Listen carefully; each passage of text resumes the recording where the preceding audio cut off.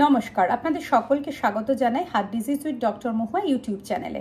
আমি doctor Mahua Roy, senior consultant paediatric cardiologist from Kolkata.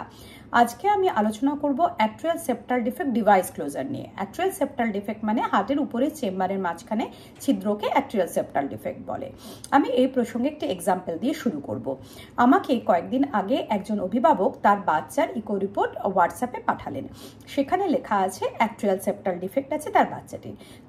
তার প্রশ্ন হচ্ছে, এই অ্যাট্রিয়াল সেপ্টাল ডিফেক্টটি ডিভাইস ক্লোজার করা যদি সম্ভব হয়, আমার যদি মনে হয় ডিভাইস ক্লোজার পসিবল, তাহলে উনি আমার কাছে বাচ্চাটিকে নিয়ে আসবেন।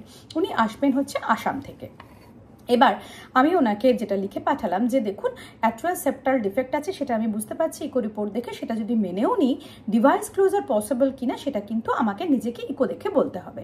উনি তখন বললেন ওনার এলাকার একটি বাচ্চাকে নাকি আমি কোনো একটি ডিভাইস করেছিলাম যেটা সাকসেসফুল হয়েছিল, এবং ওনাকে আশেপাশে বলা হয়েছিল যে তারও ডিভাইস হবে না, কিন্তু আমি নাকি সফলভাবে তার ডিভাইস ক্লোজার করতে পেরেছিলাম।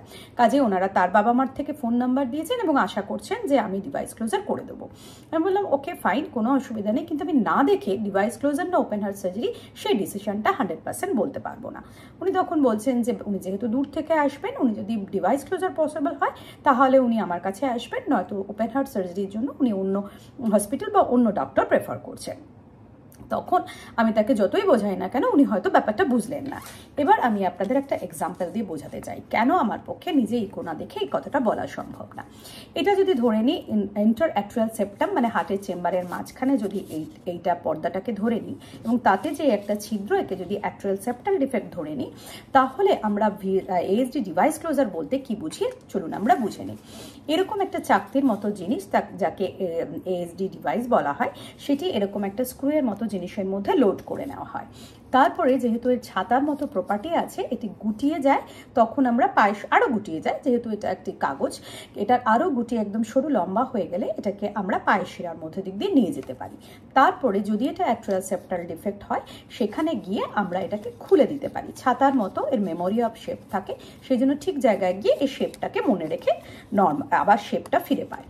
এবং সেখানে যদি আমাদের এই অ্যাট্রিয়াল সেপ্টাল ডিফেক্ট বা এএসডিটাতে এটা খাপে খাপে বসিয়ে দেওয়া যায়, তারপর আমরা যখন ইকো করে দেখি হ্যাঁ এটা একদম 100% বসে গেছে, ভালো আছে, তখন আমরা বাইরের দিক থেকে, যেহেতু এটাকে স্ক্রুটা বাইরের দিক থেকে নিয়ন্ত্রণ করা যায়, আমরা স্ক্রুটাকে খুলে এই তারটাকে বাইরে বার করে আনতে পারি।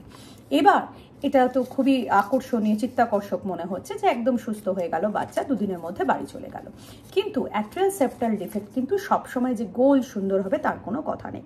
এরকমও তো হতে পারে, হয়তো এটা ইন্ট্রা অ্যাট্রিয়াল সেপ্টাম মানে হচ্ছে এটাই পর্দাটা উপরে চেম্বারের মাঝখানে, তার প্রায় পুরোটা জুড়েই হয়তো একটা এএসডি বা হোল আছে, বা পুরোটা জুড়ে যদি নাও থাকে, এইখানে বোতাম বসাবার মতো কিন্তু কোনো বোতামের জায়গা নেই, যেটাকে আমরা রিম বলি, এই রিমটা প্রায় নেই বললেই চলে। সেক্ষেত্রে কি এই ডিভাইস বা এর থেকে বড় নিলেও কি সেটা কি এখানে বসবে না, বারে বারে স্লিপ করে করে বেরিয়ে আসবে। কাজেই শুধু সাইজ দেখলে আমার হবে না, বাচ্চাটার ওজন কত, বাচ্চাটার বয়স কত, রিম আছে কিনা, কম্প্যারিজনে বাচ্চাটার ওজন অনুযায়ী সাইজটা ঠিক কতটা বড়, এগুলো আমাকে বুঝতে গেলে কিন্তু আমাকে স্পেসিফিক বাচ্চাটাকে কিন্তু ইকো করে নিজে দেখতে লাগবে।